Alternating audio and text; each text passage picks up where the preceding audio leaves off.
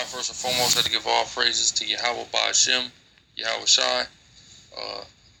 With that, we want to go into this Revelation, the 9th chapter. A lot of people is going crazy off this sermon. We spoke about it a little bit in videos that we've done recently, but we want to thoroughly go into Revelation, the 9th chapter, to thoroughly confirm through the spirit and power of Yahweh Ba'Shem, Yahweh Shai, that it has nothing to do with the particle collider that they got up at the CERN building over there. What is it, Switzerland, something like that? Yeah, Switzerland, which is wicked as hell, you know, and they trying to create weapons and just look up antimatter weapons. Go ahead. And obtain the godlike particle, so they could try to recreate creation. Okay. They're doing wickedness with it, but let's not make it more than what it is. They're not gonna blow a portal open and demons are gonna manifest. That's crazy, y'all. Chill out. Yeah. Revelations 9 has already came to pass, and it's dealing with World War I. And we're gonna thoroughly prove it, because guys have been saying, well, how is it this and that? You know, we kind of give them the brief synopsis, but now again, we want to thoroughly go into World War I, the fifth trumpet, and everything that has to deal with it through the Spirit. Okay. You know, go ahead, read it. All right, this is Revelations 9:1. It says, "And the fifth angel sounded, and I saw a star fall from heaven unto the earth, and to him was given the key of the bottomless pit." So this is when they say that they're gonna blow a hole in the damn dimension, and you know all these angels gonna come out of this bottomless pit. Now that's not what's going on. First, we have to understand that angels are used in Scripture to influence war. Read Daniel, the 10th chapter, and you'll find all about that. How angels are used to influence wars. All right, global conflicts. Right. You see what I'm saying? Keep going on. And then real quick, the bottomless pit. Let's make sure. The bottomless pit is in reference to Europe. People wonder why we say the bottomless pit is in reference to Europe. First, let's go here. Let's take a look at the resources of Europe. If you notice, the majority of Europe's resources are gray, meaning what? It's machinery. In order for them to even build the machinery that they use to export, they have to actually import precious metals from elsewhere to build their vehicle, their automobiles. The main exporter majority of, especially Western European countries, are motor vehicles. They don't have a rich natural resources, all right? Like, say, Africa. Is anything gray? When we look at Africa, no. All of these are natural resources that you can find in this actual land. All right, that's one aspect to why it's the bottomless pit. And if I could say this, go ahead, quick, brother. The lack of natural resources, that's just a secondary explanation to what the bottomless pit is. The bottomless pit is really in reference to the mass deaths because of war. All right, and really because of the plagues and everything that the Lord been plaguing that place with. All right. And we're going to prove that through this next document. And that's why Habakkuk 2 says he is like hell. This white man is like hell and is as death, and it cannot be satisfied. That's the bottomless pit. Wherever the white man go, he creates mass murder and mass death, right? Yeah, like the pale horse, which rests on Esau in the fourth part of the earth, which is the Americas today. Yeah, he's the least resourceful, and he's the biggest killer. You know, this is the death toll for World War I, all right, which we know World War I was predominantly fought in Europe. We're talking about 17 million people. That's in World War I alone. Then we go up here to World War II, which largely was fought in Europe as well. We're looking at 60 to 85 million deaths. So what is that total here? Round it up, and then adding in and factoring in other European wars that occurred, like the French War. And then if you go down, even Russian civil and foreign intervention. We're looking at 5 to 9 million people. You go down here. And then you go down, there's a one that says 8 to 9 million. What you talking about, the Dugan War? Dungan War? No, I'm not sure. Whatever. But anyways, it's upwards of 120 million people dying from war casualties due to the European countries and in that area, starting from when they first came back into power, 1400s. All right, so that's what it's talking about, the bottomless pit, the mass death. All right, nothing but death comes from Europe, man. That's it. All right. And we go back to Revelation 9. Okay, go ahead, verse 2. All right, Revelation 9:2. And he opened the bottomless pit, and there arose a smoke out of the pit, as the smoke of a great furnace, and the sun and the air were darkened by the reason of the smoke of the pit. What happens in a war? They're dropping bombs, they're shooting people, planes are crashing, all kind of stuff is happening. So it's smoke. If you watch any period piece of World War I or World War II, or any place where a major war is and a major conflict is taking place, you're going to see smoke. It's always smoke present and lingering. Right? Go ahead. Verse 3. And there came out of the smoke locusts. Locusts came, right? It's going to be locusts coming out of this portal from another universe, a parallel. Nah, chill out. We're going to go into it. Read. Upon the earth, and unto them was given power, as the scorpion of the earth have power. So there was a power given to these locusts that came out of the smoke, that emerged from the smoke.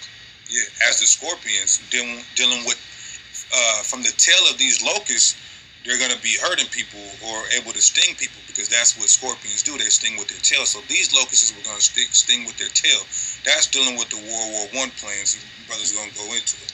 The rear gunners from World War I. Let's get this. Let's skip down here for a second to this. And they had tails like unto scorpions, and their stings in their tails, and their power was to hurt men for 5 months. Now, the tails is emphasizing the power that was had in the tails of these locusts. Now, let's go here.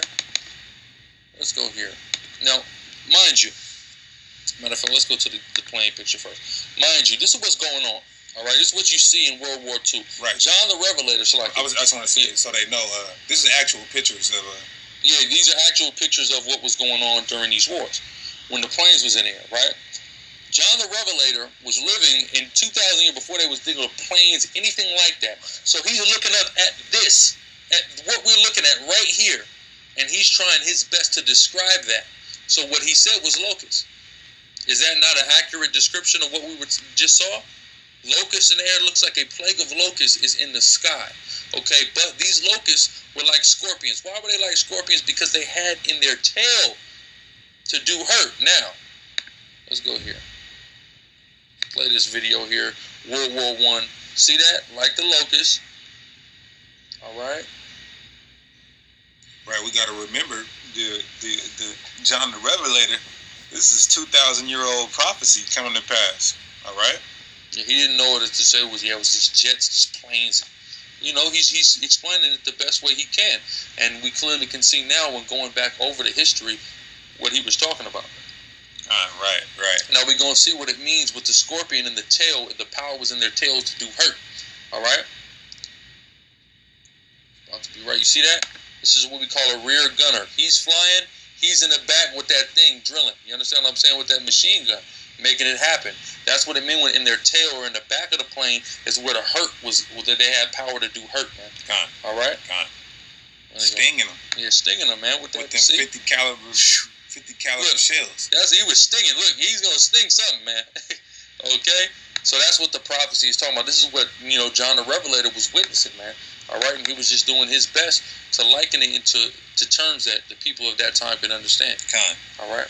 Back in verse 4? Back and 4, yeah. And it was commanded them that they should not hurt the grass of the earth. Now, we know locusts, all they eat is grass, so it's not talking about actual locusts. Okay, it says, neither any green thing, neither any tree, but only those men which have not the seal of seal of God in their foreheads. Yeah, and we got to deal with what that's talking about. What is the grass, and what is the green thing? Okay, let's find out real quick. We're going to go here. Now, that word grass is in the Greek Strong's G5528. It's kortos, right? Now, watch this. It means the place where grass grows, animal graves, whatever. Now watch this. Let's go to Matthew 13 and 26. But when the blade, Yahushua speaking, but when the blade was sprung up and brought forth fruit, then appeared the tares also. Anybody who has prerequisite understanding of Matthew the 13th chapter, the parable of the wheat and the tares, lets you know that the wheat is dealing with the Israelites. The tares are dealing with the Edomites that look like Israelites, that are products of rapes and things like that occurred during slavery. All right, but they look like Negroes. They grew up with Negroes, but the whole time they're actually so-called white people, patrilineally. So the blade is talking about the Israelites, all right, which is the same word used for the grass that was not to be hurt in the book of Revelations. It also said, nor any green thing or the trees. Let's go now to Isaiah 61 and 3. Read that for me. Isaiah 61 and 3. To appoint unto them that mount and mourn in Zion, to give unto them beauty for ashes, the oil of joy for mourning, the garment of praise for the spirit of heaviness, that they might be called trees of righteousness. So what are the Israelites going to be called? Trees of righteousness. So when it says the grass and the green trees not being hurt, I mean the Israelites were not being hurt. Right. God, very, very low number of Israelites died in World War I. Where we at here? Right here. Read that for me. It says overall about 800 black. We only have 5 minutes. Okay. It says overall about 800 black soldiers total were killed in World War I. You see that? So only 800 were killed out of 200 to 350,000 that actually served. Very small numbers of us came. We already read the numbers. 17 million people died, and only 800 of them were so-called black men. Letting you know what that's talking about. That's prophecy. All prophecy. They didn't have the seal of the Most High. I mean, it was the Edomites and other nations that was mostly being killed. All right, let's continue on here. Verse 5. Verse 5, yeah. It says, and to them it was given that they should not kill them. And that's why not many, the majority, hundreds of thousands of Israelites were not killed. And them 800 that were killed were probably the tares that were speaking of. I would imagine that they probably was products of the slave master, man. Read on. But that they should be tormented 5 months. 5 months. 5 months is dealing with prophetically the 5 years approximately that World War II lasted. Okay? World War I. World War I, rather. Let me not get that twisted, because you know prophecy sometimes a day, a week, a year, a month. These things are likened in various parts of time, but the way everything lines up in regards to this attests to the fact that it's the 5 years that World War I approximately lasted. Right.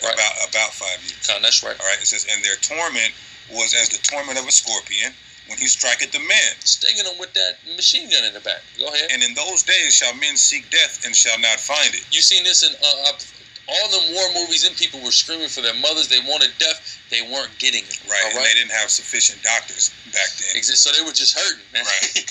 Go ahead. It says, and shall desire to die, and death shall flee from them. And the shape of the locusts were like unto horses prepared unto battle.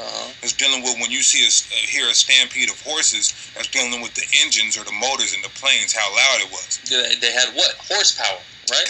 Read. It says, and on their heads were as it were crowns like gold, and their faces as the faces of men. Meaning men were driving these locusts. Men were driving these planes. That's right. Okay, and they had hair as the hair of woman. Now, when you get into that, that's talking about the actual uniforms that Kaiser Wilhelm, which is the angel, had his men to wear. All right? Exactly, and a lot of people have a problem with him being the angel of the bottomless pit, but we're going to go all the way into it. Go ahead. With this. Such was the case of Job. What are they wearing? Does that look like the hair of woman? That look like somebody got one of them, you know, they be wearing a ponytail on top of their head? Look just like that. Right. You know what I'm saying? That's the hair of women. All right? That the Prussian army would wear. All right? But that's it on that. Just proving that for the sake of time, you know, Salak to the Akim, we just going through to meet the time restraints. All right? This is just talking about, you know, the planes and things like that. We could even skip down to verse 11. Verse 11, yeah. Right, verse 11. It says, and they had a king over them. The king, that's Kaiser Wilhelm, which Kaiser just means a Caesar or ruler, all right? Which is the second, I believe. Go ahead. Which he was the last emperor of Europe. Yeah, okay. All right? That's what makes him the angel of the bottomless pit, the king of the bottomless pit. All right? It says, which is the angel of the bottomless pit. Now, before we get into that, I want to say something. Russia, French, and Great Britain had to team up, them three, just to take down Kaiser Wilhelm. All right? Because that's how much power he had. All right? But now when you get into this angel, you can pull up that document real quick. Okay, yeah, come. Select it. This is the angel of Kaiser Wilhelm, all right? The angel of the bottomless pit right here, man. Right, showing you that they depict him as the angel of Europe. Okay, and then now watch. Not only that, look at this. He has a church. Has a whole church erected to him. Are you kidding me? This is the angel of the bottomless pit, man. All right, not no damn mythical creature that CERN is going to let loose, man. All right?